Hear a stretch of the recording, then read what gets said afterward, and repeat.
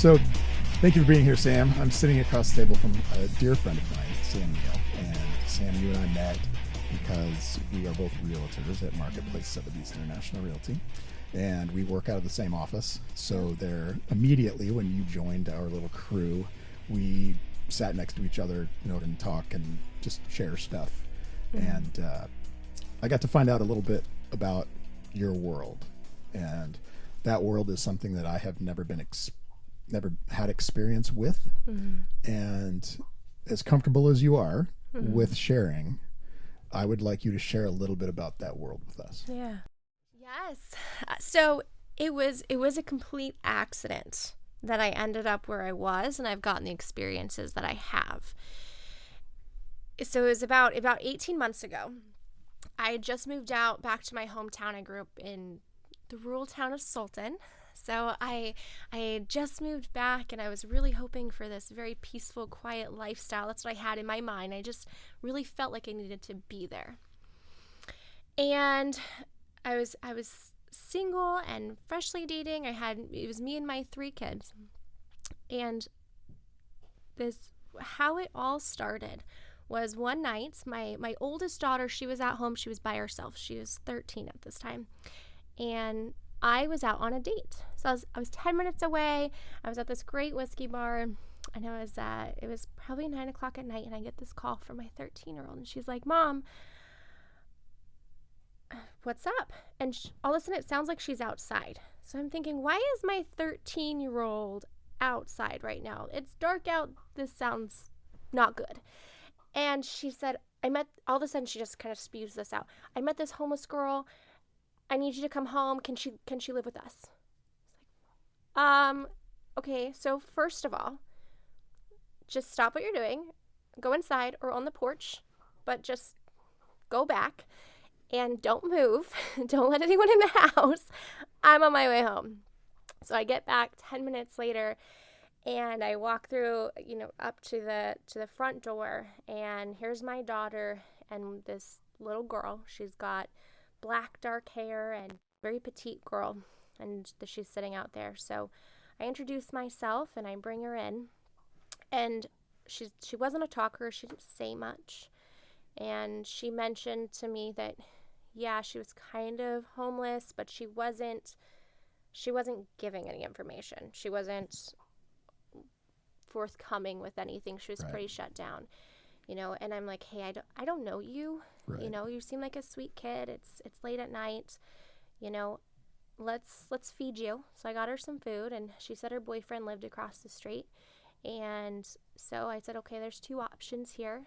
I can call the police, and I can call CPS, and we can get you some help, or I can let you go on your way, but you can't stay here right now." And how old was she? Well, my daughter was claiming she was 14 because my daughter was trying to, get her into my home. And my daughter just met this girl. My daughter was looking out the window and saw this little girl on the sidewalk across the street from my house, just sitting there on her own. And so she was like, "I'm going to go say hi. She looks sad." And so she was actually 15. Okay. Yeah, but, and she looked like she could be 13, 14, but she was actually 15. And so I ended up getting to know them. So it was her and her boyfriend. They were actually sleeping on a couch outside. So they had found this free couch, and that's where they were sleeping outside at his mom's parking space. So they kind of had a place, but they didn't have a place. They were definitely sleeping outside. So I got to know these kids. They didn't share a lot, so they didn't give a lot of information, but I'd let them come over, I'd let them eat, I'd let them hang out, we'd talk. And I can't even remember the definitive point. I think it was her boyfriend that was saying, because her boyfriend was 14, she was 15, and he was like, "Hey, can we just stay here? Like, your couch is comfortable. Can we stay here?" And I remember thinking, I don't even know if I was thinking, and I just said, "Okay, but I need you guys to reach out to your parents. I need you to let them know you're here. I need you to give them my contact information, and we'll start there." And so they were sleeping on my couch for about 5 months, and a week later I found out she was pregnant. Oh, So jeez. she was a couple months along at this point. And so I was able to kind of get her situated with some teen mom groups, get her help, kind of help her start that process of processing that. Had you ever done anything like that before? And I mean, supporting. Had you been in that support role where you knew who to go to, where to go, who to talk to? Yes. So I was a teen mom. So I was a 15-year-old mom. Okay. And I actually started a support group for teen moms out in the valley that I grew up in. And so that whole support system was still there. So out of all of the front doors that this little girl could have ended up at, Yeah. you know, the universe put her in mine because I was able to connect her with the people she needed to get connected with. But at that time, she really wasn't ready, right? Yeah. And you know, after those 5 months, I transitioned them home. So, and technically these were runaway kids. Their parents knew where they were. At no point did their parents ever check in on them. No point did their parents ever contact me. I remember I met his mom, kind of. So we were at a festival in our small town, and his mom was, you know, I don't know, maybe 30 feet away. And so he went over and pointed me out to his mom. But she didn't want to talk to me. So there was very much this, you know, we don't talk to people. We don't share about our lives. Very, very private families. But then you had these kids that were living on the streets and were runaways. And that's all I knew at this time. Right? Okay. All I knew is I had these kids that didn't have stability. She was pregnant. She needed help. So I let them come into my home, and then I transitioned them back to their homes. How did your kids feel about that at this time? Because you have 3. I do have 3. Yeah. It was... And obviously your daughter started the whole thing. She did. But the other 2, and even her, once they actually moved in and there was this realization that, wow, you're sharing your house with 2 strangers. Yeah. These kids became family to my children immediately. Yeah. Fantastic. And they became siblings to them very quickly. I have very flexible children. They grew up with a single mom. They grew up with a very young mom. And so they're very easygoing kids and very loving, very accepting. I have beautiful, amazing children. And it didn't mean it didn't come without its challenges, right? So a lot of, you know, the teenagers that I've had in my home have had some behavioral issues. I was about ready to ask you. Yep. That the stereotype of runaways or homeless kids is that they're drug addicts and that they've got all these other issues outside of just whatever their home life was. Yeah. Did you find that to be true, even with these first 2? Yeah. So, yes, in a lot of ways, they had some very serious behavioral issues. But it stemmed from often how they were raised and what they experienced, right? A lot of it was trauma responses. And these kids were angry at the world. Feel like everything is pushing them down. Right. And when they don't have stability and their whole world's falling apart, they tend to control the only thing they can, and that's their behavior. So they act out. But as I've gotten to know these kids, they're just that. They're just kids. Yeah. Right? Right. And they're sweet and they're amazing and they're kind and they have the ability to just be children.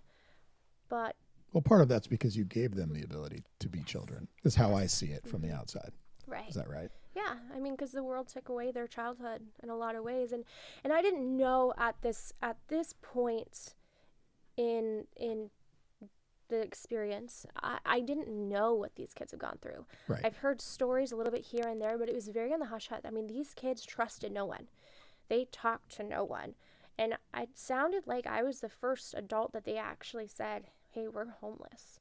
Because they've known a couple more people in the community, and people had suspicion, people had question, but nobody really knew.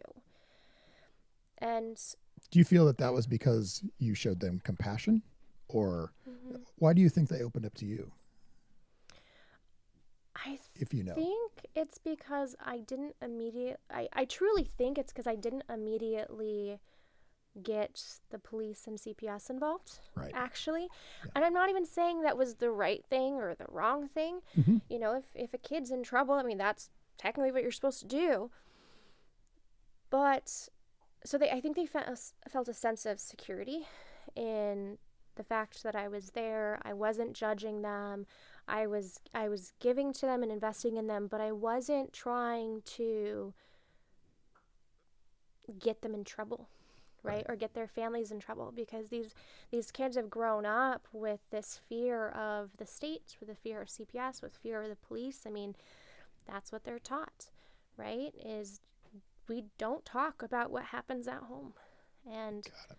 so, Well, you told me once that they're survivors, yeah, that they do what needs to be done to survive Yeah. because without themselves, they feel like they have nothing. yeah, So by you being compassionate and opening up your door, it gave them an avenue to actually feel safe, yeah. is how I Yeah. see it. And it wasn't within those 5 months period. I mean, I got to see that a little bit, right? It wasn't until 6 months later when I really started getting the kids. So I transitioned them home. Okay. And 6 months later, all of a sudden, and it's really hard to explain, but I had 3 different kids in 3 different situations come in to my home all at the same time. And it was incredibly overwhelming. So I had CPS come to my home and say, hey, we've got a kiddo that, family is using fentanyl, and you're the only home she's identified as a safe place. Can she stay here? I had another little girl who was assaulted, and she had lost her son in that process because her son was injured, and she had nowhere to go. And so I got that one too. And then the third one was a little boy. He was 14, and he was abandoned by his parents. He was left with some friends who took guardianship of him for about 6-7 years. And then they decided they were done. His parents never came back. They didn't sign up for this. He became an unruly teenager, and they were done. And so he was in a very neglectful, unsafe situation, and I had to step in. And this happened within a 3-week period. I mean, it was just instant chaos. My house went from these 3 kids to 3 more. and all of the chaos that went in between. And that's when I really got to start to see these kids. At that point, did you also start to see the lack of support from the state? Yeah. So that first moment where I had that realization that nobody's helping these children was when the mom, so she was 16 at the time, so she was the one who was pregnant. I transitioned her home. Right. She came back 6 months later because she was assaulted while holding her infant. Her infant hit the ground, and CPS came and took her son. And I remember sitting in the living room because I was there kind of for that event. It was 5 o'clock in the morning. It happened right down the street from my house. Heard her screaming and ran outside and collected the baby, and we moved to my house, called the police, started getting help, right? Well, CPS came and said, we're taking your son. So they took the infant. And I sat down with CPS and I said, she has nowhere safe to go. She's still a child. I understand you need to get her son safe, but what about her? I mean, technically, can't you place them both in a foster home? And they wouldn't give me a straight answer. So that's when I first had this moment of, are you guys really here to help these teenagers? And then I was looking at the situation where I had 3 teenagers, right? Right. One was 13, one was 14, and one was 16. And with the 14-year-old boy, he was in a very neglectful situation. He was locked out of his house. He was living in this, it was a breezeway that was connected to the house. So he was locked out of the actual living component of the house. He was sleeping in a sleeping bag. He had no access to plumbing. He got 1 meal a day if he was home at a certain time. And that was it. They were done with him. They were trying to push him out. And I had called CPS. Nothing happened. And they ended up, so he was in my home. I reached out to them and said, hey, I know you guys are done. You've made it clear that you're done with this kiddo. Let me help him. Why can't he? Let's let him stay here while he's safe and he's getting the stuff that he needs and can go to school. And, you know, I will help him in the meantime, right? And I will help find and transition him to the next home. And they didn't say anything. They actually just reported him as a runaway. And I got a call from a police officer saying that if I kept him, they would arrest me. So, and I was, you know, I'm looking at this situation, and I talked to this little boy and I said, hey, you know, do you want to do something about this? Right? Because you can continue being a runaway. So he was, you know, staying with friends, and this was actually the first time they reported him as a runaway is because a safe adult reached out and said, let me help. But he was actually, you know, out and about for a while. And he said, you know, do you want to go through with this? Because I will help you if you need it. But just know it's probably going to make things a little worse before they get better. And he says, no, I need help.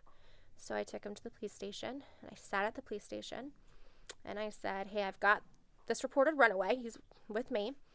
And, you know, this is his lifestyle, his living situation. It's unsafe. It's neglectful. And I'm not leaving this police station until someone does something. And it was interesting because the police officer told me, he said, there's nothing we can legally do about that. You know, he's not being beaten. He's not technically being starved. He's not, you know, there's nothing technically unsafe. It's just, it's neglectful. It's not okay. That's not how you treat children. But there's nothing we can do. It's like, well, that's great. I'm going to be here until something gets done. So they called his legal guardians, and they came and they, you know, said all their bad names to me that they felt the need to say. And then they said, okay, we're done. And they dropped off his little box of stuff on my front door, and that was it. So now you've got another kid. Now I had another kid. Yep. And I mean, I just story after story after story, you know, going through them all in detail. It's what I wanted to try and tease out of this whole story is what do you feel that can be done? So people that are listening, you know, for me, you're teaching me things that, you know, we talk pretty personally about things, but not to this level. Yeah. And what I want to know is, what can I do to help? What should I know as the general community and population that for the most part is here to support each other? Yeah. You know, I've had other people from our office here. We talk about community, and then we've got your stories of these kids that are just getting dropped by the community, probably for the most part because the community doesn't quite understand what needs to be done. What should people know to be more aware, to be able to help with the situation? Yeah. So, I mean, the situation, I think, is so much bigger than people realize. As, you know, any just average member of the community, you think, if I call the police, if I call CPS, these kids are going to get help. In reality, especially when they're older, there isn't options for help for them. The state looks at them as they're capable of self-managing.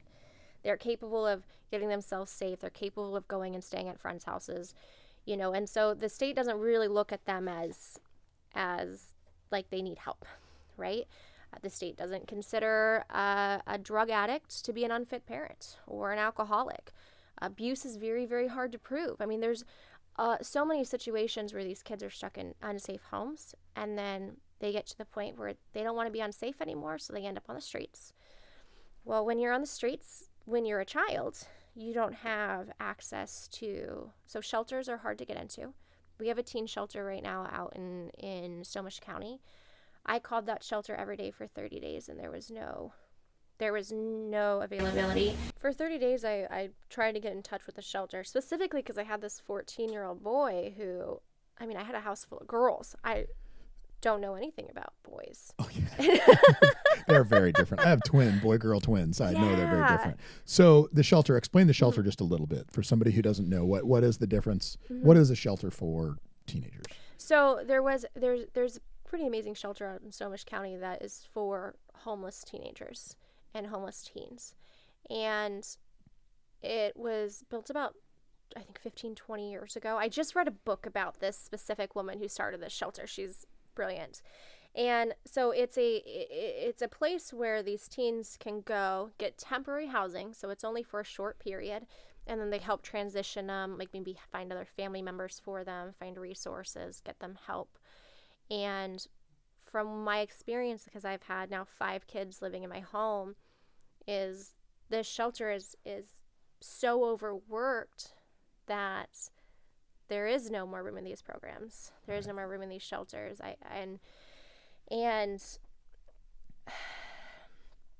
But that being said, these kids can't get apartments, they can't get jobs, they don't actually have the ability to truly take care of themselves. They can fend for themselves, right? Right. That's different than taking care of yourself. Yes. Because we talked about one of the problems you were having with one of your kiddos was that they were stealing stuff. Yeah. And when you sat them down, and you can explain it probably better than I can, but from you and I talking that's just how they survive. Oh yeah. So when that kid said, well, I'm just going to go get the whatever I need from the store. Yeah. Well, you don't have any money. Well, so. Yeah. And you trying to explain to them that that's not how we do things, but to survive, that's how they had to do it. Oh yeah. So it's looking at that whole, hey, I'm shoplifting to survive is slightly different than, hey, I just want to steal that necklace. Right. And not that I'm saying it's good or it's not bad, but wow, it sure opened my eyes to, hey, when this kid is doing something because that's their last resort. Yeah. Oh, you got to give a little bit of grace to that. Yeah. And that is, I would say, the biggest thing I think the community could do for these kids is, one, stop overlooking them, right? We look past them because they tend to be the loud ones. They tend to be the obnoxious ones. They're the ones who you catch smoking weed or drinking or smoking cigarettes in the back, and giving grace to those children first and foremost, and creating a place where they can, talk and share and, becoming a mentor in their lives in one way or another, or just being that one safe adult, that means something. And I'm constantly fighting this battle with the community for these kids, because I don't think people recognize how I guess here's an example. So I have a kiddo, he's now 15, and sweetest boy ever.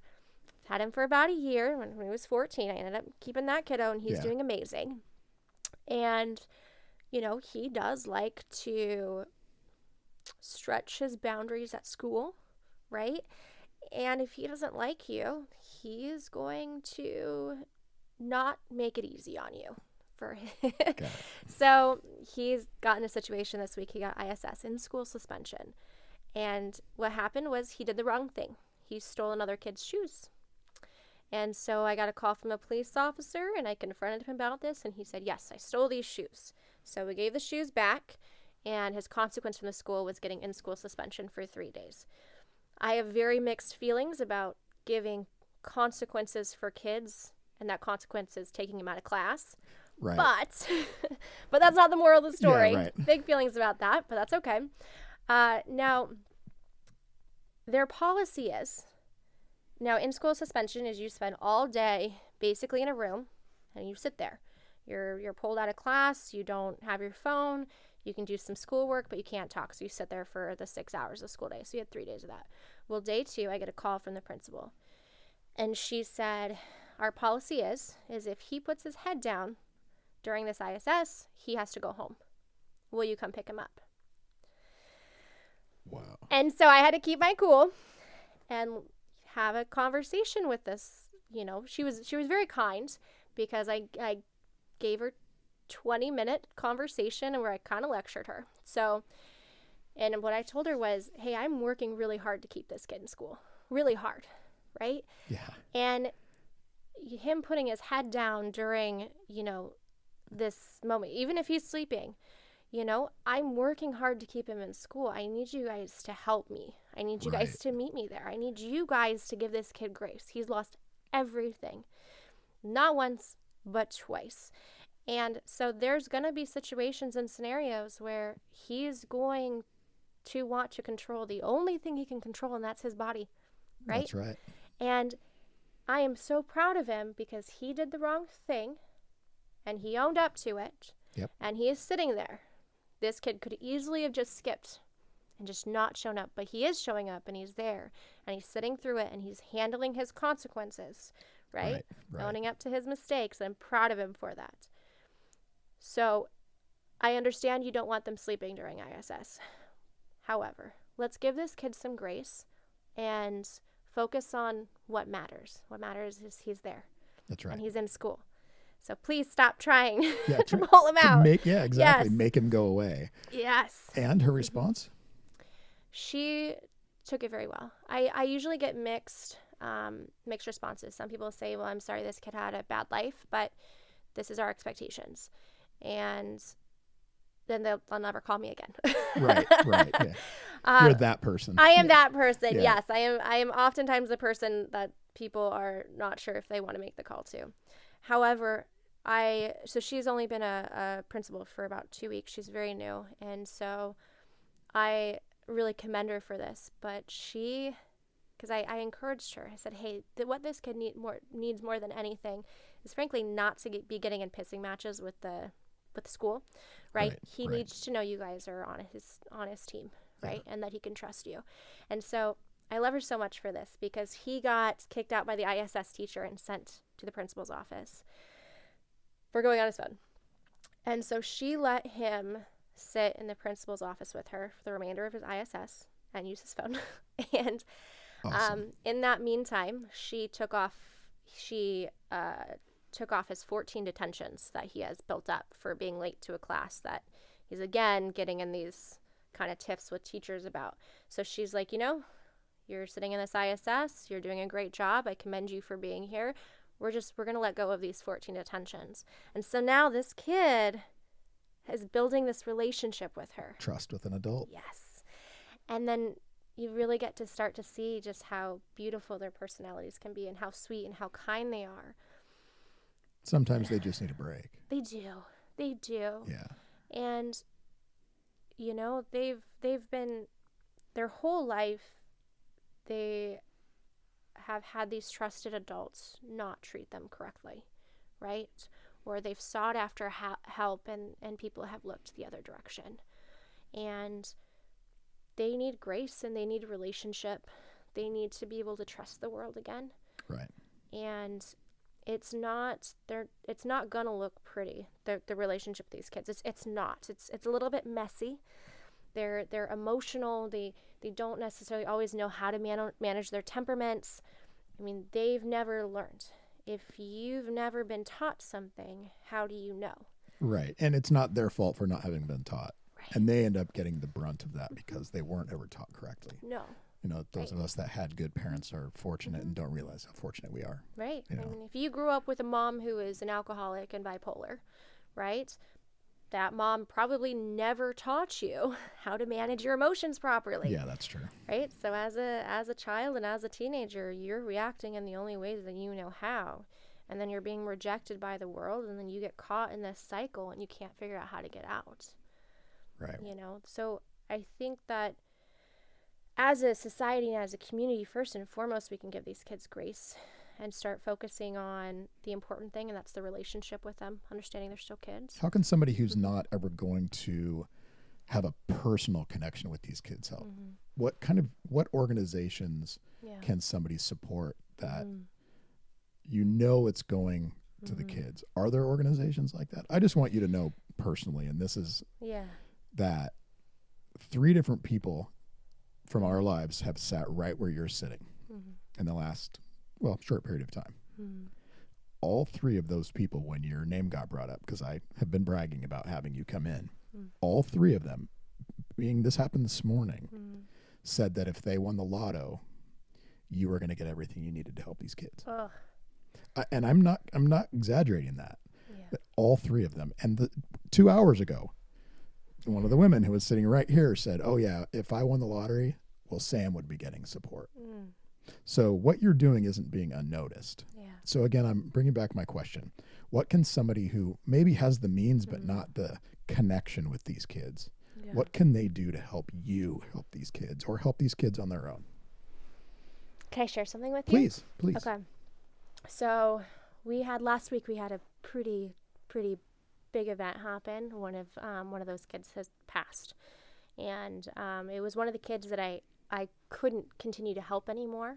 So I've had 5 total. 2 of them were not physically able to stay in my home. I couldn't continue to serve them, and so he went down a pretty dark hole, and he's 16, and he passed away on Sunday, and that was pretty hard, and that really made me start asking those questions, right? Because at first I was pretty angry. I was very angry. He's from the small town.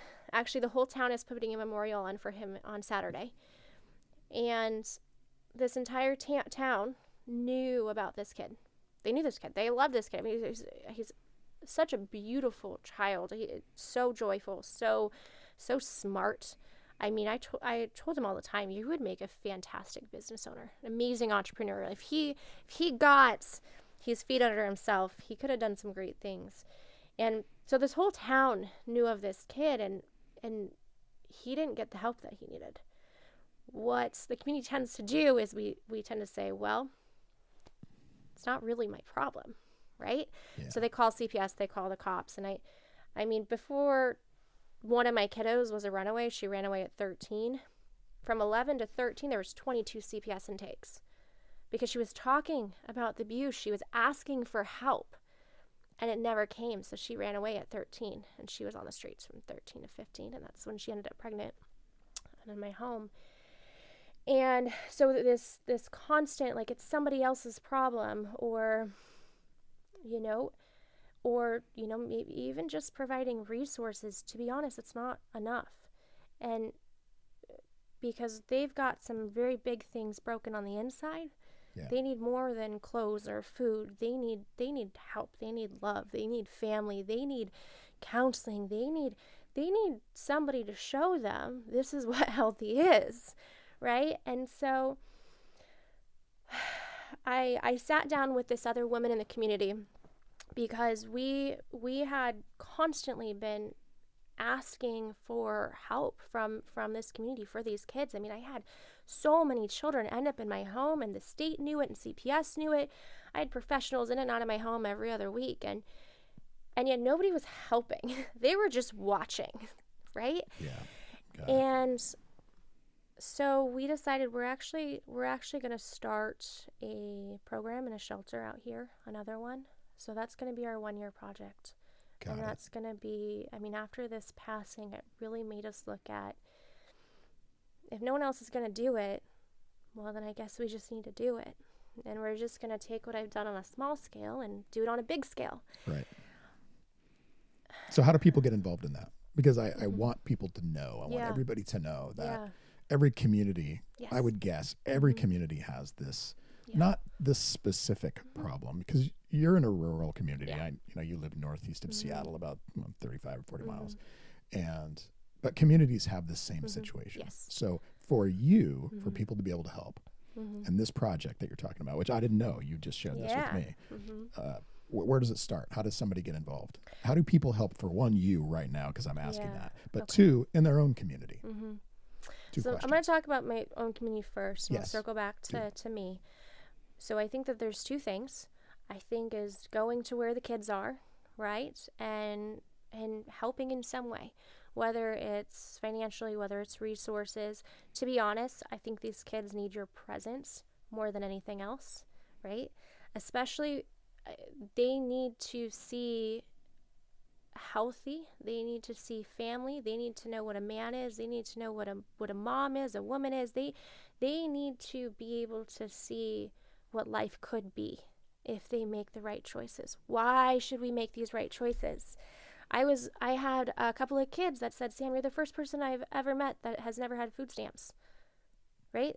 Wow. because this is their world. They could tell you what fentanyl smells like. They know. Right. We could drive, be walking down the street and they say, "Oh, that's fentanyl."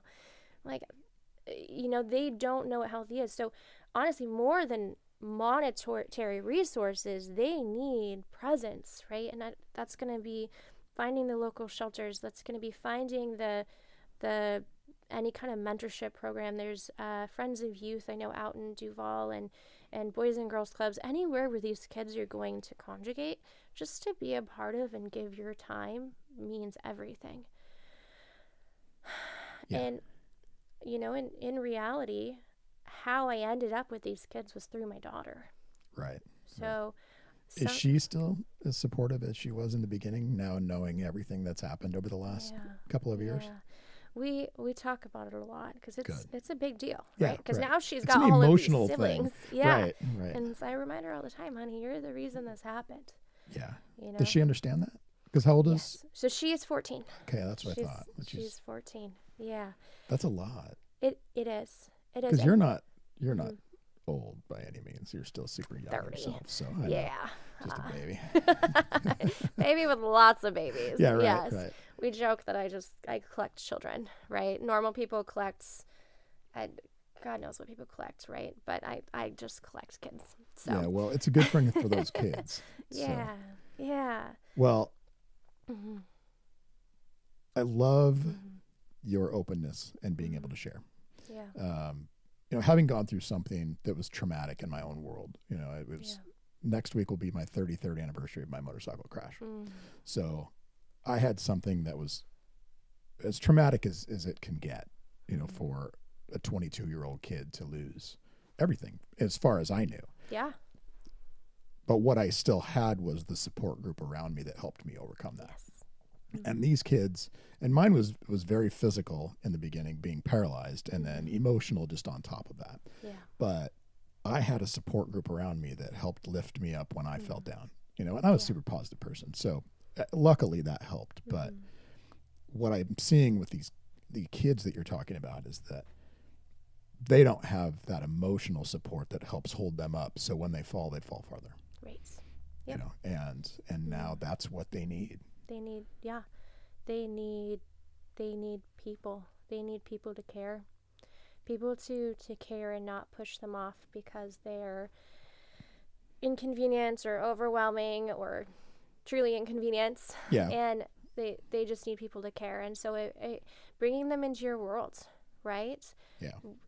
To be able to spot and recognize that this kid might just need someone to care and to bring them into your hobbies, bring them in, take time with them. Yeah, coaching and mentor programs and all sorts of stuff. Yes. Yeah. That is more important than anything else. Anything monetary, anything physical, anything, resource wise. Nothing can beat being able to sit down with these kids and having a conversation and hearing them and laughing with them and joking with them and taking them to experience things that they might not ever be able to experience. The kiddo that passed, he's never seen the ocean, right? Wow. He's we never live in Seattle. I know. He's never seen the ocean. And their worlds are so small. They don't know anything bigger. They don't know anything greater. They need people to just be involved. Awesome. And people can do that. Yeah. They can get involved. Yeah. And again, I bring it back to my world a little bit because being in a chair, people treat me a certain way and they say certain things and they're afraid sometimes to say the wrong thing or do the wrong thing or act the wrong way. And I love to just give people grace. You may have said what you said in a completely inappropriate way, but you were trying to do the right thing. Yeah. And it's getting over your own ego and your own self to step through the frontal pushback that these kids are going to give and just give them as much support as possible. Absolutely. Yeah. Yeah. Well, absolutely. One of the things you need to do is pray, not that you win the lottery, that many of us around your world do. Because if any of the people in our marketplace, Sotheby's International Realty world, win the lottery, you're going to get taken care of, and there's going to be a house that's built for you with all these kids that can go, and letting people know that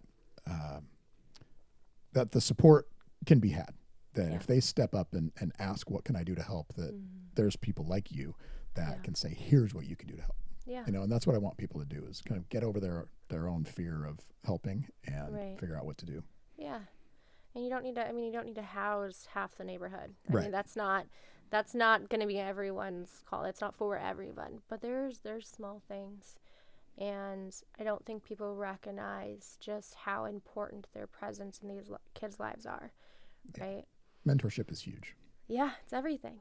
Cool. Well, Sam, thank you for opening up your world a little bit, because you came in here not having any idea what we were really going to talk about. I mean, you had a little bit of an idea, but I wanted you to share your world, because that you have an amazing place that you have been put into, thanks for your daughter, and thanks for your willingness to be able to take ownership.